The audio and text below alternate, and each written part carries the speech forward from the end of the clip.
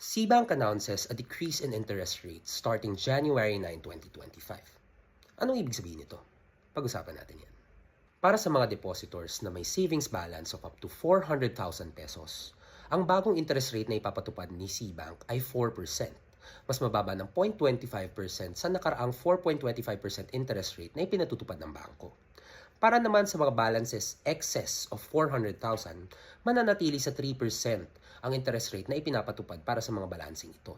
So halimbawa, kung gagamitin ang interest earnings calculator ni Cbank, kung meron kang 100,000 sa iyong deposit account, sa dating interest rate ay maaari kang tumubo ng 3,400 pesos kada taon after withholding tax. Pero sa bagong interest rate, ito ay bababa to 3,200 pesos kada taon after withholding tax. Hindi sinabi ng Cbank ang dahilan sa kanilang pagbababa ng interest rates.